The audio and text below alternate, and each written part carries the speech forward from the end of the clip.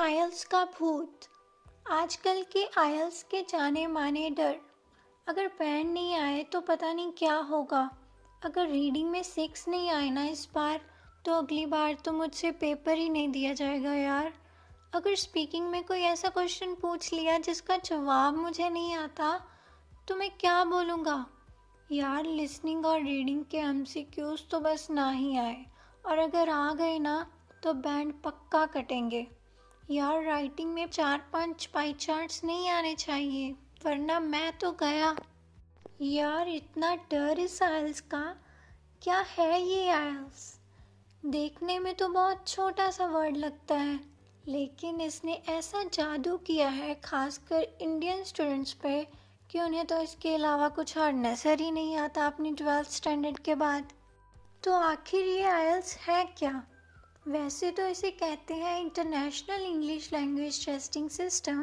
बाकी हमारे में तो विदेश जाने का सबसे पहला मार्ग यही नज़र आता है, और इसके अलावा कुछ और नज़र ही नहीं आता।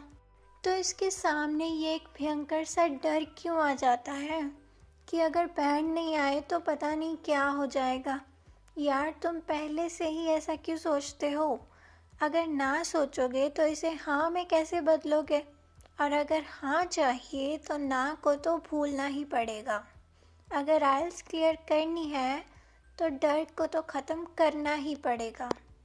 तो कैसे करें इस डर को ख़त्म? लिसनिंग करके, रीडिंग करके, राइटिंग करके, या फिर हम सबकी सबसे प्यारी स्पीकिंग करके। अब किसी के लिए कोई मॉड्यूल ईजी होगा तो किसी के लिए वो पहाड़ तोड़ने जितना डिफ़िकल्ट होगा। लेकिन मेरा यकीन मानो, डिफ़िकल्टी पेपर की नहीं, डिफ़िकल्टी आपकी सोच में है। जितनी कन्फ्यूज़न दिमाग में, उतनी ही कन्फ्यूज़न पेपर में होगी, और जितनी कन्फ्यूज़न पेपर में होगी उतनी ही कन्फ्यूज़न आपके दिमाग में होगी। तो सबसे पहले इस कन्फ्यूज़न को दूर करो, अपने डर को ख़त्म करो। डर क्यों लग रहा है? ग्रामर नहीं आती क्या आपको? वोकैबुलरी नहीं आती क्या आपको? दिमाग में कितने अक्षर भरे पड़े हैं इंग्लिश के, कहाँ लेके जाओगे उन्हें? यूज़ करो उनका। आइल्स करने के लिए किसी भी एडवांस्ड वोकैबुलरी की ज़रूरत नहीं है आपको। बस जो आपको आता है, जो लिखा है, सुना है, पढ़ा है, बोला है, वो सब सही होना चाहिए। हाँ, और सबसे ज़रूरी है समझना। अंडरस्टैंडिंग सबसे ज़्यादा ज़रूरी है आइल्स करने के लिए। लिसनिंग में आपको समझना होगा कि कब, कैसे और क्या सुनना है। रीडिंग में समझना होगा कि क्या, कहाँ से कहाँ तक और क्यों और कैसे पढ़ना है।